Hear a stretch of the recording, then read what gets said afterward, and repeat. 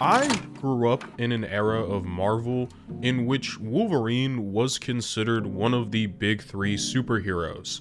If you can remember pre-MCU, Wolverine, Spider-Man, and Hulk pretty much ran the Marvel Universe for a long time. As a matter of fact, even characters like Thing used to run the Marvel Universe pre-MCU.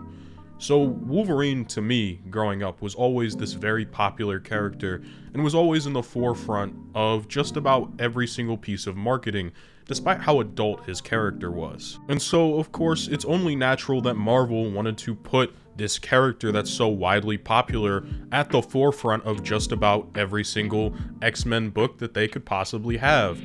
Especially when it came to dropping the very first X-Men movie, Wolverine was the focus of the trilogy. Wolverine, though, was never really meant to be the character that is the X-Men, or the focus of X-Men movies. In my opinion, Wolverine was always at his best on the X-Men when he wasn't the center stage of the story nor the focus, but rather when he was playing almost like an uncle to these children that he is helping raise in the X-Mansion. He was much better for me when he was a come and go character that would show up and genuinely try his best to take care of these kids and provide a better life for them than he could have ever had himself. I was never really a huge fan of the Wolverine and Jean love triangle with Cyclops. It was never really my thing.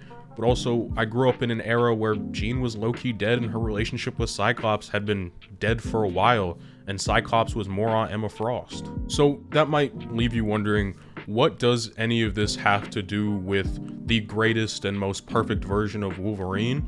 Well, I would argue that X-Men Evolution has one of the best renditions of Wolverine in any piece of media ever, in my opinion, especially a Wolverine that has been dumbed down for children to be able to consume in an X-Men manner. Logan throughout the entirety of X-Men Evolution is very much touch and go when it comes to being on campus. For a majority of the first season, Wolverine is actually on campus, and I think that's really good because the cast is fairly small. But as the show got bigger and as it expanded more, Wolverine was actually one of the first characters to sort of take a back seat versus the rest of the main cast, or Charles Xavier, or even Storm for that matter. Wolverine was the first to sort of take a back seat because that's the kind of character he is. Wolverine is almost always off going on his own type of solo adventures. He is a I'm either here or I'm not here type of character. I think that's when he works best. I really enjoy Wolverine when he's actively trying to teach the X-Men and trying to give them a far better life than he had as a mutant himself. Wolverine has faced a lot of traumas, a lot he doesn't remember and a lot that he does remember. The guy is almost 300 years old in some continuities, and while we're never given an exact age in this show, we know he was around well before World War II, so this version of Logan has been around. He understands what it's like to live as a mutant for so long. And I think the idea of him just sort of coming back and doing nothing more than trying to give back is really great. I enjoy that idea a lot. It's also really nice they avoided the entire idea of him and Jean having any sort of romantic relationship simply because Jean is a teenager in this continuity and the dude is like a full-grown adult. That would be weird. But it also eliminates one of my least favorite Wolverine subplots ever, so for me that's an automatic win.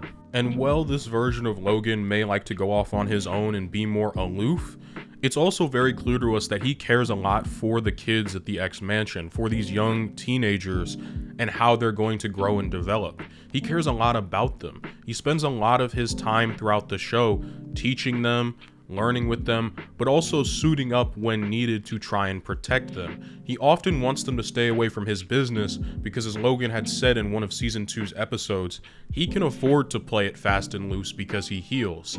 They can't. He very much would rather take the risk of himself being injured than anybody else. It's why he so often goes off on his own or doesn't encourage the X-Men to fight his battles. Even though he makes the claim that he does not fight theirs, he almost always does, because he believes in protecting them, but also keeping them at an arm's distance, because he not only knows how dangerous his lifestyle is, but how dangerous he can be on his own. Logan as a character, I felt was always written best when he was reluctant to be fighting battles. when he was a reluctant killer, someone who not exactly wants that lifestyle, but almost forcibly has to in order to protect the people in front of him and around him. It's really unfortunate for Logan as a character because he tries so often and so hard to move on from that. Now, I have my own criticisms with this version of Wolverine. For example, this is a kid's show, so I'm never going to get the depth of character that I could get from, say, I don't know, a movie like Logan, which was very much an adult-themed movie, or even a TV show like X-Men 97, which you could definitely argue has a better Wolverine. But I think for the time, especially in the year 2000, when Logan was so popular and just plastered everywhere as the face of the X-Men outside of comics, it felt really refreshing to have a TV show where he wasn't the face of the team, where as a matter of fact, he was a supporting side character that was really only there to help develop the other X-Men, because that's when I feel he is at his best. As not only a mentor, but the first line of defense for these young children he is trying to teach. Wolverine is great when he is coming from a place of keeping them at an arm's length while also learning how to love them in his own way. That's the arc that we really see Logan go through throughout a majority of this show. Now, sometimes it's imperfect, because one episode you'll simply see him take this massive step forward to being more of a normalcy in these kids' lives, and then he'll go missing for like 5 episodes and have to relearn the lesson later in the show. As this show went on, it wasn't necessarily perfect and definitely had some repeated beats that annoyed me, but the way Logan is written for a majority of this show, I feel is really well done. I personally love the dynamics he has with the characters in this show, whether that be Kurt, Cyclops, Jean, but especially for me, it was his relationship with Kitty, as Logan had almost always been paired with, in comic book history, especially X-Men books, with a younger female lead, one he would either have to coach up and or take care of, as it would further help humanize Wolverine, who's very much animalistic, nasty, kind of disgusting. I mean, the dude's room is described to literally smell like a pigsty, canonically. So yeah, they would often pair him with these younger girls to try and help humanize him and to make Logan look good. And I think that's something they did well in this show, whereas instead of just doing that, they humanized him with all of the characters, but specifically with characters like Kitty. There's an entire episode dedicated to the two of them being together that I am going to cover later in this video. I mean, just listen to some of these exchanges he has with his fellow X-Men, especially early on in season 1 when he is more prevalent. I really enjoyed moments like this, where everything slowed down and we got to see Logan just being Logan instead of having to be the Wolverine. It's really nice, honestly. Ew, that stuff like totally plugs your arteries, you know? I appreciate your concern. Elf! How many times I gotta tell you? Ask and it'll get passed to you. Better. Now mind your manners. And so I've said all of this, but Wolverine does oftentimes get his own subplots, especially in the first season. When I say he's best as a background character, I mean, yeah, he's amazing as a B-plot character, or he's amazing when he is helping to supplement another character's character growth. For example, in one episode, Spyke is trying to do a project for his class, so he can actually pass, because Spyke can't do schoolwork. He's bad at it, man. Anyways, what ends up happening is, of course, Logan's arch nemesis, Sabretooth, uses all of the camera footage to track him down and try and attack the school. Logan has to spend the B-plot of the episode warding off Sabretooth and trying his best to teach Evan a lesson that he probably should not be recording the X-Mansion at all. I mean, the dude is not exactly the smartest bulb in the shed, but that's just kind of expected. Logan really doesn't even get his own episode. He is almost always sharing time with other X-Men, which is really nice considering this is an X-Men show, especially when I would compare it to something like the early 2000s X-Men movies, in which we spent a majority of the runtime of the movies with Wolverine. And that is honestly a discussion for another video, as I would rather talk about that later, but it is worth picking up and pointing out because this show ran congruently to the early 2000s X-Men films. So to see Logan not exactly being the face of the team was really nice, as I've said previously. Now, there is one episode in season 1, which is one of my personal favorites, in which Wolverine almost gets his own A-plot. It's kind of weird. Him and Kitty are essentially splitting duties, so I'll consider them both the A-plot, just kind of like 1A and 1B, right? But he does end up getting a sole plot mostly to himself, as the episode only really consists of him, Nightcrawler, and Kitty Pryde. It's a great explanation into Wolverine's backstory, not only for him, but also a great introduction for younger viewers, along with helping us to understand where Logan's at and where he's going to try to get to for the rest of the series.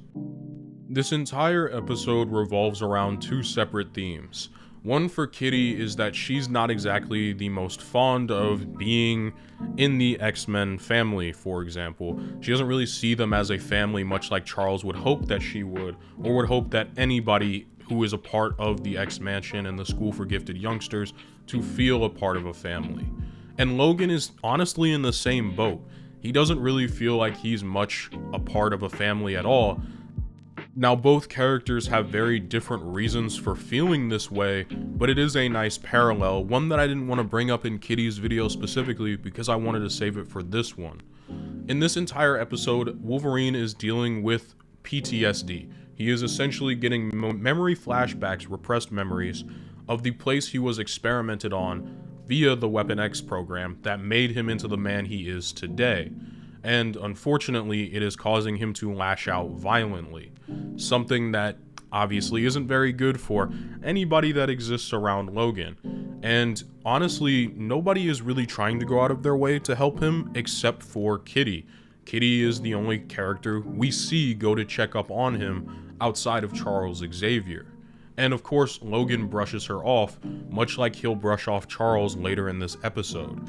He very much doesn't really want help from anybody else and wants to handle it almost solely himself.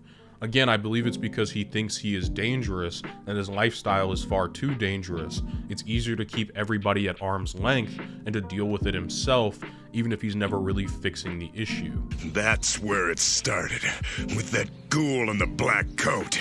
He's the guy who did this. I gotta go. So Logan decides that he is going to set it upon himself to go to the mountain that he saw on the news and try to figure out his past the best way that he can by himself. And unfortunately for Logan, he has a few stowaways.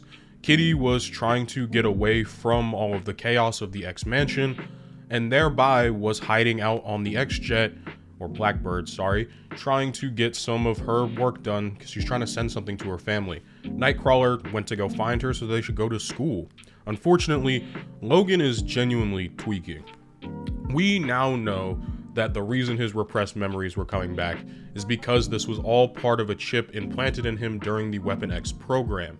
It just took forever for the man who did this to him, ominously known as the Professor, to decide to activate the chip and try to get Logan to rejoin the Weapon X program. Just so happens he unwittingly has a few stowaways. Some stowaways that will prove to be extraordinarily important for Logan. By the time he arrives, he tries to fight Sabretooth, ends up losing, and gets his brain chip fully activated. He is completely out of control of not only his body, but just about every action that he takes. He is nothing more than the weapon that they made him to be so long ago, something he has been running from for a majority of the life that we see Logan has. He has spent so much time trying not to be the weapon they made him, only to be reduced back to being said weapon. It is only through the intervention of the X-Men, and as well through the intervention of them being a family, to get Logan to try and come to his senses.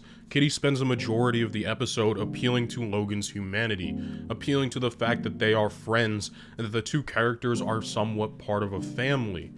And I think that's really wonderful coming from Wolverine's arc, where he has spent a majority of the first season denying the family aspect and only stating he's there to train them and nothing more, trying to keep them so far separate from his own life. Mr. Logan, it's me! What's the matter with you? Kitty. I know you're not yourself, but at least you recognize me. We've always been friends.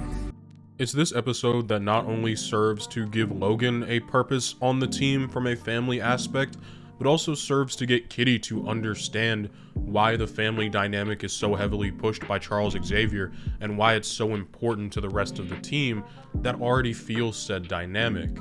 Logan also learns the importance of all of this, especially when he believes he had potentially killed Kitty, a character that he had come to grow and care for throughout this first season, as it's very clear that although he pretends he does not care, he cares so much for these kids throughout this first season. He cares so much about them that he is willing to break mind control via a chip and ignore his animalistic instincts to protect them. That's how much he cares for them. Kinda. Look, whatever they did to you, you're fighting it. You can win. Don't give up. Do you really want to hurt me, Mr. Logan? Now, the rest of this episode is fairly bog standard. Logan breaks the mind control. He learns the value of essentially having a family and what it means to him.